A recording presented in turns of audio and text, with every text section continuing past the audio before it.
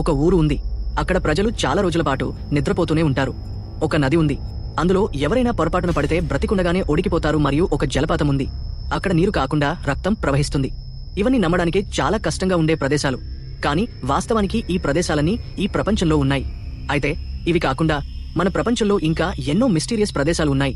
వాటి రహస్యాలు శాస్త్రవేత్తలు మరియు పరిశోధకుల నిద్రను కూడా పాడు చేశాయి. ఈరోజు ఈ వీడియోలో మనం అలాంటి కొన్ని మిస్టీరియస్ ప్రదేశాల గురించి తెలుసుకుందాం.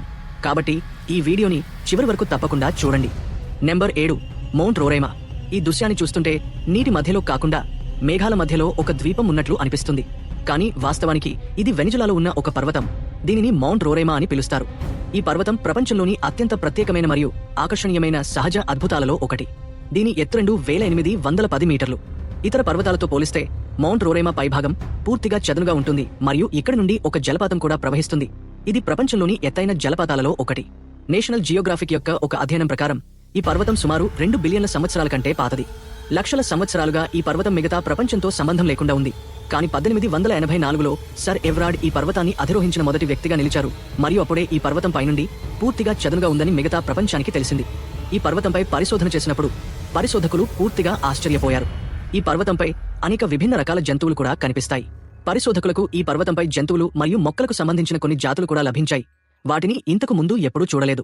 ఈ పర్వతంపై కనిపించే 53% జాతులు ప్రపంచంలో కేవలం ఇక్కడ మాత్రమే కనిపిస్తాయి. Number 6, Kelimutu tricoloured lakes. ఇండోనేషియాలో ఫ్లోరస్ అనే పేరుతో ఒక ద్వీపం ఉంది. ఈ ద్వీపం చాలా అందంగా ఉంటుంది మరియు ప్రతి సంవత్సరం చాలా మంది ఇక్కడకు విహారయాత్రకు వస్తారు. కానీ ఈ ద్వీపంలో 3 అద్భుతమైన సరస్సులు ఉన్నాయి. అవి తమలో తాము చాలా మిస్టీరియస్ గా ఉన్నాయి. ఈ 3 సరస్సులు ఒకే చోట ఉన్నాయి. అయినప్పటికీ వాటి రంగులు ఒకదానికొకటి పూర్తిగా భిన్నంగా ఉంటాయి. కానీ ఆశ్చర్యపరిచే విషయం వాటి వేర్వేరు రంగులు మాత్రమే కాదు. ఈ 3 సరస్సులు తమ రంగులను మారుస్తూ ఉండటం కూడా ఆశ్చర్యం కలిగిస్తుంది. ఈ సరస్సులు సంవత్సరానికి 1 నుండి 6 సార్లు తమ రంగులను మారుస్తాయి. కానీ ఇప్పటి వరకు ఈ 3 సరస్సుల రంగు ఒకేలా కనిపించలేదు. ఫ్లోరస్ ద్వీపంలో ఈ సరస్సులు ఉన్న ప్రదేశాన్ని కెలిముటు నేషనల్ పార్క్ అని పిలుస్తారు. మరియు ఈ 3 సరస్సుల కింద క్రియాశీల అగ్నిపర్వతాలు ఉన్నాయని, ఆ అగ్నిపర్వతాల నుండి వెలువడే వాయువులు ఈ సరస్సుల నీటితో రసాయన చర్య జరపడం వల్లే వాటి రంగులు మారుతాయని పార్క్ అధికారులు అంటున్నారు. కానీ ఈ 3 సరస్సుల రంగు ఎప్పుడూ ఒకేలా ఎందుకు మారలేదు? ఇది ఈ రోజుకి ఒక మిస్టరీగానే ఉంది. Number 5, boiling river. Amazon forest. ఇది మన ప్రపంచంలోనే అతిపెద్ద అడవి. ఈ అడవి 8 దేశాలలో విస్తరించి ఉంది. కానీ దీని పెరు ప్రాంతంలో ఒక నది ఉంది. దాని నీరు ఎల్లప్పుడూ అడుగుతూ ఉంటుంది. ఈ నదిని షనైటింపిష్కా అని పిలుస్తారు మరియు ఇది ప్రపంచంలోని ఏకైక బాయిలింగ్ రివర్. 6.5 కిలోమీటర్ల పొడవైన ఈ నది నీటి ఉష్ణోగ్రత 90 నుండి 100 డిగ్రీల సెల్సియస్ వరకు ఉంటుంది. అంటే ఏదైనా జంతువు లేదా మనిషి పొరపాటున ఈ నదిలో పడితే వారు బ్రతికుండగానే ఉడికిపోతారు. ఈ నదిని చాలా కాలం పాటు ఒక కట్టుకథగా భావించారు. కానీ పెరుకు చెందిన శాస్త్రవేత్త ఆండ్రెస్ రూజో ఈ నదిని కనుగొనాలని నిర్ణయించుకున్నారు మరియు 2011లో అమెజాన్ ఫారెస్ట్ లో దీనిని కనుగొన్నారు. రూజో ఈ నది నీటి ఉష్ణోగ్రతను కొలిచినప్పుడు అది 86 డిగ్రీల సెల్సియస్ ఉంది. కానీ ఇప్పుడు ప్రశ్న ఏమిటంటే, ఈ నది నీరు ఇంత వేడిగా ఎలా ఉంది? దీనికి ఒక కారణం, దాని చుట్టూ ఏదైనా క్రియాశీల అగ్నిపర్వతం ఉండవచ్చు. దానివల్ల ఈ నీరు వేడిగా ఉంటుంది. కానీ ఆశ్చర్యపరిచే విషయం ఏమిటంటే, ఈ నదికి 400 మైళ్ల దూరం వరకు ఏ క్రియాశీల అగ్నిపర్వతం లేదు. స్థానిక ప్రజల నమ్మకం ప్రకారం యాకుమామా అనే ఒక భారీ పాము ఆత్మ ఈ నది నీటిని వేడి చేస్తుంది. కానీ శాస్త్రవేత్తల ప్రకారం ఈ నది నీరు ఫాల్ట్ లైన్స్, అంటే భూమి ఉపరితలంపై ఉండే పగుళ్లలోకి వెళ్లి వేడెక్కి ఆపై మళ్లీ ఉపరితలంపైకి వస్తుంది. అందుకే ఈ నీరు ఇంత వేడిగా ఉంటుంది. Number 4, crooked forest. ప్రపంచంలో దాదాపు అన్ని చెట్లు భూమి నుండి పైకి నిటారుగా పెరుగుతాయి. అయితే పోలాండ్లో ఒక అడవి ఉంది. అక్కడ అన్ని చెట్లు వంకరగా పెరుగుతాయి. ఈ అడవిని క్రూకెడ్ ఫారెస్ట్ అని పిలుస్తారు. ఇక్కడ 400 కంటే ఎక్కువ చెట్లు ఉన్నాయి. వాటిలో 90 డిగ్రీల పదునైన వంపు కనిపిస్తుంది. కానీ ఆ తర్వాత అకస్మాత్తుగా అవి మళ్లీ పైకి తిరిగి నిటారుగా పెరగడం ప్రారంభిస్తాయి. అసలు ఇది ఎలా సాధ్యం?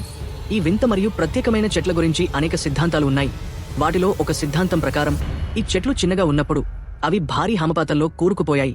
అందుకే అవి ఇలా పెరిగాయి. మరొక సిద్ధాంతం ప్రకారం ఈ ప్రాంతంలో ఒక గురుత్వాకర్షణ శక్తి ఉంది. కానీ మరొక సిద్ధాంతం ఏమిటంటే, వాటిని ఇలా పెంచడానికి మానవులే ఈ చెట్లతో ప్రయోగాలు చేశారు. తద్వారా వారికి పడవలు మరియు ఫర్నిచర్ వంటివి చేయడానికి వంగిన కలప లభిస్తుంది. మరియు ఈ చెట్ల ఆకృతికి ఈ సిద్ధాంతమే అత్యంత సరైన వివరణగా భావిస్తారు. Number 3, the sleeping city of Kalachi. కజఖ్స్తాన్లో కలాచి అనే ఒక చిన్న గ్రామం ఉంది. ఈ గ్రామం మొదటిసారిగా 2013లో వార్తల్లోకి వచ్చింది. ఇక్కడి ప్రజలు ఒక వింత వ్యాధికి గురయ్యారు. ఇక్కడి ప్రజలు నడుస్తున్నప్పుడు లేదా ఏదైనా పని చేస్తున్నప్పుడు అకస్మాత్తుగా నిద్రలోకి జారుకునేవారు. కొందరు వరుసగా 6 రోజుల పాటు నిద్రపోతూనే ఉండేవారు. మరి వారు నిద్ర నుండి మేల్కొన్నప్పుడు వారికి ఏమీ గుర్తుండేది కాదు. ఈ సంఘటన కేవలం ఒకరు లేదా ఇద్దరితో జరగలేదు. కాలక్రమేణా పెద్ద సంఖ్యలో ప్రజలు ఈ వ్యాధి బారిన పడ్డారు.